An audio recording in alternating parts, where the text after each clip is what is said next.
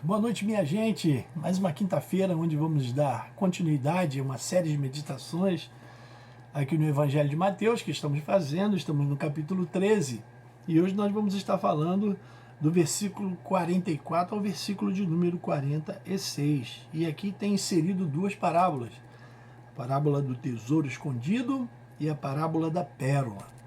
Vamos ler, diz a palavra de Deus: o reino dos céus é semelhante a um tesouro oculto no campo, o qual certo homem, tendo achado, escondeu, e transbordante de alegria, vai e vende tudo que tem e compra aquele campo. Parábola agora da pérola. O reino dos céus é também semelhante a um que negocia e procura boas pérolas, e tendo achado uma pérola de grande valor, vai e vende tudo que possui e a compra. Amém? Então a gente está falando aqui do reino dos céus, do valor que há no reino dos céus. Então todas as parábolas aqui que a gente já citou, né, do semeador, do joio, da mostarda, do fermento, fala justamente que começa justamente assim: o reino dos céus é semelhante àquilo que produz, porque o reino dos céus sempre produz, né? E a gente possa estar com o nosso coração aqui voltado para isso, né, queridos? O que é o reino dos céus? Você de repente vai me perguntar, mas o que é o reino dos céus? O reino dos céus, queridos, é justamente Jesus Cristo. Jesus Cristo é o reino dos céus aqui na terra. Ao se encarnar, ele dignifica a raça humana, né? E ali, depois do batismo de João, ele começa o seu ministério, né? Ali depois do batismo de João, no capítulo 3 de Mateus, onde a gente lê sempre aquele versículo que diz: e eis uma voz dos céus que dizia: este é o meu filho amado, a quem me comprazo, a ele ouvi. Ou seja, depois dali, o Senhor é batizado por João e instaura o seu reino na terra, ou seja, o reino dos céus na terra, em benefício de toda a humanidade, para todo aquele que crê. E ali Jesus sai, né? Batizado por João, no capítulo 4, onde ele é levado para o deserto para ser tentado, né? Levado pelo Espírito ao deserto para ser tentado. Então o reino dos céus é algo de valor para a nossa vida, é o que preenche o nosso coração. E aqui nesses versículos aqui da parábola do tesouro escondido, a gente pode ver isso. Aqui a gente nota que, olha, o reino dos céus é semelhante a um tesouro oculto no campo, o qual o homem, tendo achado, escondeu.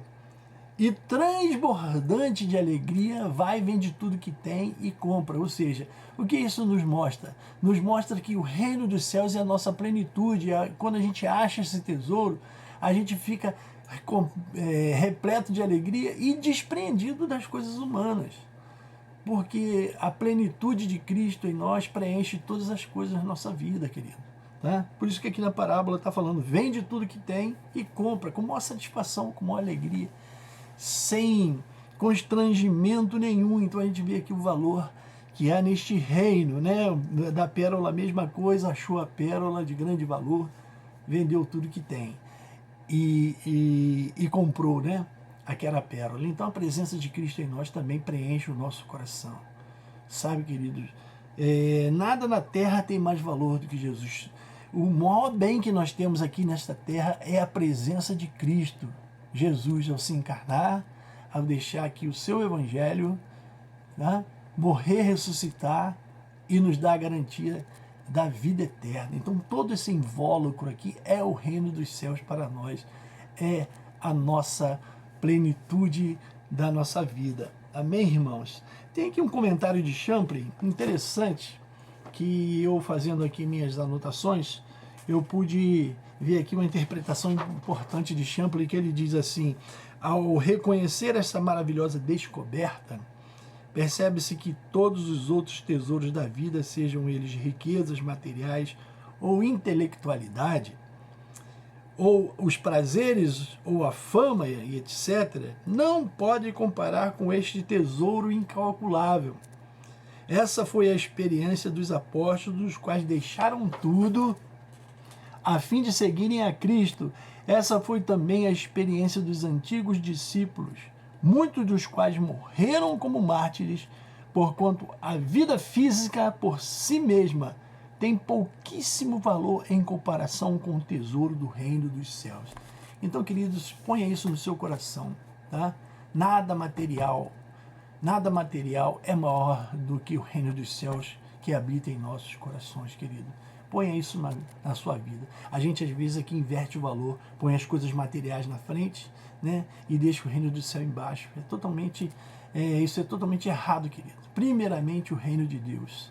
Né? Hoje eu consigo compreender aquele versículo lá em Mateus 6,33, quando Jesus fala: buscai primeiramente o reino de Deus e a sua justiça, e as outras coisas vos serão acrescentadas. Ou seja, não que Jesus Cristo, ao viver pelo reino, ao viver na plenitude deste reino, a querer este tesouro, a gente é desprendido das coisas materiais, mas isso não quer dizer que nós vamos ficar pobres ou abandonados. Pelo contrário, Jesus diz assim: as outras coisas, aquilo que a gente dá muito valor acima de Deus, ele chama de coisas, as outras coisas, bens materiais, coisas do mundo, dinheiro, casa, bens, isso tudo Jesus chama de coisa. As outras coisas eu vou acrescentar de acordo com a nossa necessidade.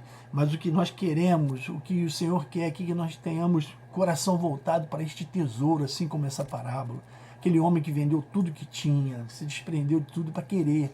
Porque o reino dos céus é a nossa plenitude, o reino dos céus preenche os nossos vazios, o reino dos céus preenche as nossas ansiedades, as nossas inseguranças.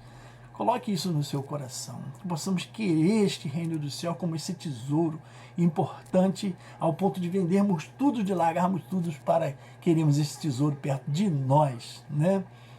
A gente vê um contraste muito grande com aquele texto do jovem rico com esta parábola, onde o jovem rico chega perto de Jesus falando: Senhor, o que eu tenho que fazer para obter a vida eterna? Aí Jesus Cristo começa a fazer uma série de perguntas para ele, né? Conhece as escrituras? Ele responde: eu conheço, tal. Depois Jesus fala assim: então só uma coisa te basta. Vai, vende tudo que tens e terás um tesouro no céu. Aí aquele homem foi e se retirou triste, diz a palavra, que ele se retirou triste, né? Porque o seu maior tesouro não era Jesus. Apesar de estar na frente de Jesus, conversando com Jesus, mas o seu maior tesouro era as bênçãos, era os bens materiais. Ele preferiu negar a Jesus, né, e viver com bens materiais que se corrompem, que se destroem, né? As coisas materiais que tudo passa. Ele preferiu as coisas materiais do que Jesus estando na frente de Jesus. Diferente de Zaqueu, que Zaqueu chega perto do Senhor e o Senhor fala: hoje me convém pousar em sua casa. E ele fala assim para Zaqueu, né?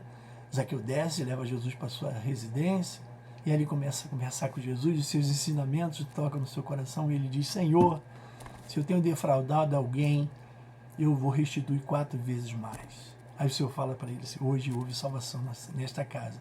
Porque quando a gente tira as coisas materiais, tira outros deuses e quer esse tesouro para o nosso coração, aí a gente vive a plenitude do reino dos céus, né? Que possamos querer esse reino para nossas vidas, né? Que não viemos colocar nada na frente do nosso Deus, do nosso Senhor Jesus.